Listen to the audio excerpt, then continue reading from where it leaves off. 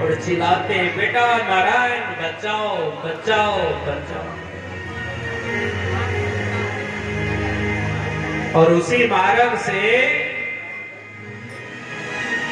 भगवान नारायण का दूत विमान लेकर जा रहा है। और अजामिल का पुकार सुनकर वो भगवान नारायण के दूत ने विमान को रोका है आकाश में और देखा है कि शायद मेरे भक्त पर पृथ्वी लोक पर कोई संकट आया है।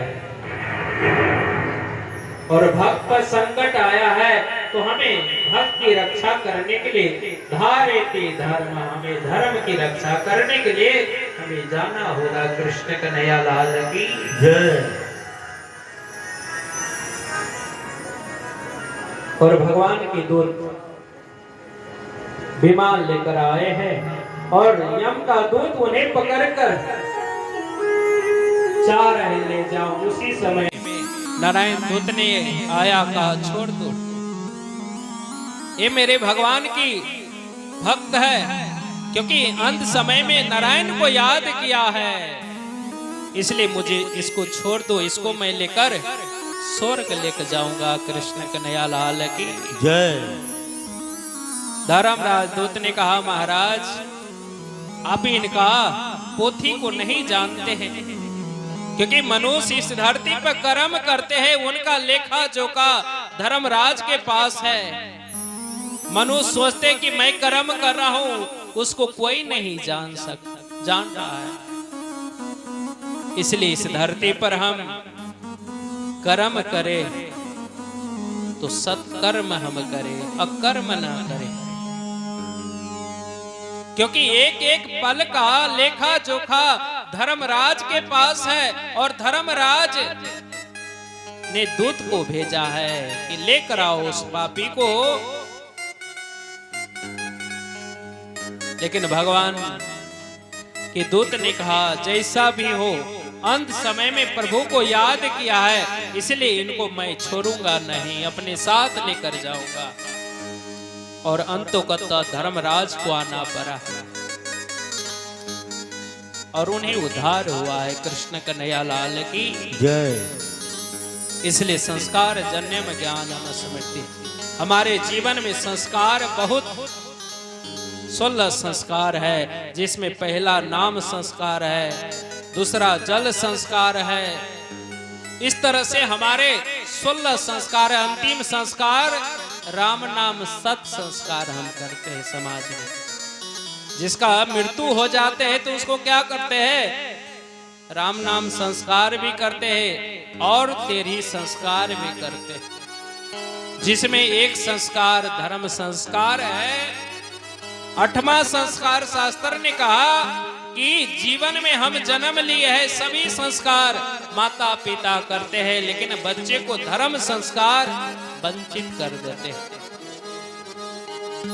और धर्म संस्कार नहीं करने के कारण मनुष्य को दुख का दरवाजा खटखटाना पड़ता है। कृष्ण कन्हैया लाल की जय। इसलिए जीवन में गुरु संस्कार करना जरूरी होता है। गुरु गोविंद दो खड़े, काको लागू उपाय, बलिहारी गुरु जिन गोविंद दियो बताए। और इस तरह से आत्मदेव ब्राह्मण का संतान धुंधकारी और गौकर्ण को विद्या पठन के लिए भेजा गया है, लेकिन धुंधकारी विद्या में मन नहीं लग रहा, मार काट में लग गए हैं। लेकिन गौकर्ण महाराज है, बहुत विद्यावान हुए, ज्ञानवान हुए। और दोनों, और क्या हुआ है, धुंधकारी बालकाल से ही माता से धन ले रहा है, उसका दुरुपयोग कर रहा है। इस तरह से सारा धन को बर्बाद कर दिया है। जिस घर में वेद स्तुति हो रहे, उस घर में बोतल चल रहा है। आज भी हमारे समाज में देखा जाता है कि हम गंगा स्नान करेंगे, बाबा की जल डालेंगे, लेकिन शाम में तो बोतल चलता ही है, समाज में देखा जाता है। हम इनसे बचे। हम भक्ति करें तो पवित्रता के साथ करें।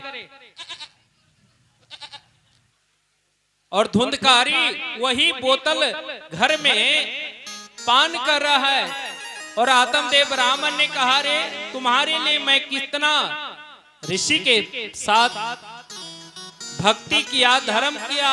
जिस घर में वेद स्तुति हुए उस घर में बोतल। और बेटा पुत्र ने बाप का पिता का अनादर कर दिया। माता को धन का और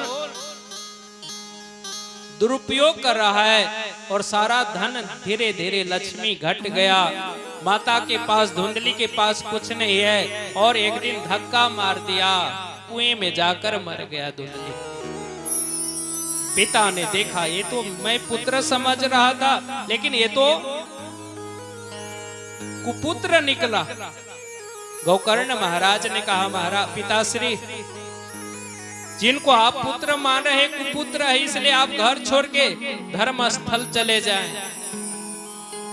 और आत्मदेव ब्राह्मण घर छोड़ के धर्म स्थल में चले गए हैं और धुंधकारी अकेले पड़ गए हैं और वेश्याओं से, अप्सराओं से संगत हुआ है।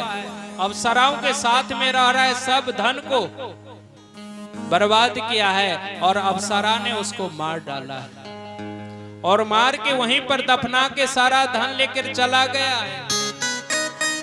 ये बात को गोकर्ण को पता चला है और गोकर्ण ने अपने भाई को मुक्ति के लिए पिंड दान गया में गया है देने के लिए। कृष्ण कन्हैया लाल की पिंड दान किया है, गौ दान किया है। दान करने के उपरांत घर आए हैं, रात्रि समय में देखते हैं कि वो प्रेत बन के धुंधकारी घूम रहा है। कृष्ण कन्हैया लाल की जय। और गोकर्ण महाराज ने जल लिया और मंत्र उच्चारण करके छीटा कि तुम कौन है। तो धुंधकारी अपने शरीर में आ गए। कृष्ण कन्हैया लाल की कहा, मैं तुम्हारा भ्राता हूं, भाई हूं, मैं अपने कर्म अनुसार मैं प्रेत बना हूं, मुझे उद्धार करो भाई। गोकर्ण महाराज ने कहा, तुम्हारे लिए मैं पिंड दान किया गाया में, तुम्हारा उद्धार नहीं हुआ। कहा, उद्धार होते तो मैं आज प्रेत योनि प्राप्त होते। तुम चिंता मत करो, तुम्हारे लिए मैं प्रातः काल कोई मार्ग ढूंढूंगा। और प्रातः गोकर्ण महाराज ने हाथ में जल लिया और सूर्य को आह्वान किया।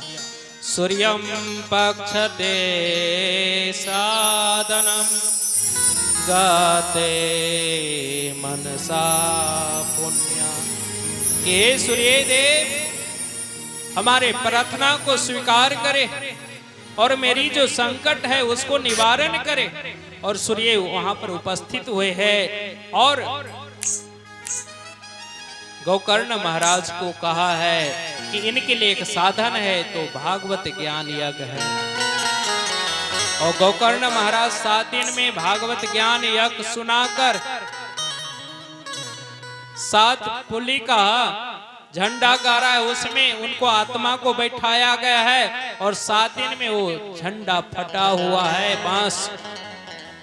और आत्मदेव ब्राह्मण क्या कहते, गोकर्ण महाराज उनको भागवत कथा पान कराकर उसको विमान स्वर्ग से आया है और वो विमान में बैठकर धुंधकारी स्वर प्राप्त किया है। कृष्ण कन्हैया लाल की जय।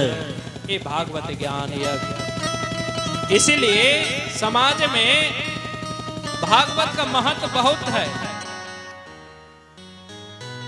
इसलिए जीवन में हम संसार परंपरा को देखते हैं। जब ज्ञान आ गया तो हम ज्ञान को जीवन में धारण करें, क्योंकि स्वयं भगवान बनकर भागवत आए हैं और भागवत ये स्वयं कृष्ण है। और कृष्ण भक्ति जीवन में जिसने धारण कर लिया उसका बेड़ा पार हो जाता है। कृष्ण कन्हैया लाल की जय। इसलिए जीवन में हम भागवत को समझने के प्रयास करें। सिर्फ कथा सुने, इस कान से सुने और इस कान से बाहर न दे। कथा को जीवन में जिसने धारण करते हैं उस पर मंथन करे। सिर्फ सुनने की कथा नहीं है, ये जीवन में धारण करने की कथा है। इसलिए भागवत जीवन में धारेति धर्मः, जीवन को धारण करने के लिए, सुंदर बनाने के लिए सुत जी महाराज आज 88,000 ऋषियों के समक्ष में ये भागवत को पान करा रहे हैं। आगे भागवत का महत्व को विश्राम करते हैं। आगे मंगलाचरण कहते जन्मा देव जन्मस्यम सत्यम परम धीमहि। वेद व्यास जी ने मंगलाचरण सत्यम परम धीमहि कहकर, क्योंकि किसी भगवान को यहाँ वंदना नहीं किया गया है, सत्य को वंदना किया गया है। सत्य ही ब्रह्म है और वो सत्य कौन है? सच्चिद आनंद, जिसको भागवत महात्म्य में सच्चिदानंद कहकर व्यास जी ने उल्लेख किया है, वो परम सत्य परमात्मा ब्रह्म कृष्ण को कहा गया है। वो आज की मंगलाचरण यहीं पर विराम करते हैं और कल की कथा हम सब, कल महाभारत की कथा आएंगे, साथ में राजा परीक्षित सुखदेव का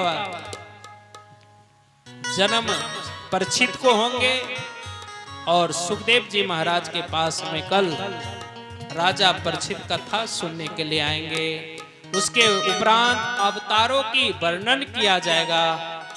ये कथा आज की यहीं हम विश्राम करते हैं और साथ ही एक सूचना देते हैं कि राधा कृष्ण प्रणामी मंदिर राजापुर पटना की ओर न्यास समिति ओर से यहाँ पर हर साल यहाँ पर समाज की युवा के लिए एक प्रतियोगिता रखते हैं। तो इस बार भी हम 20 तारीख को प्रतियोगिता रखेंगे। इस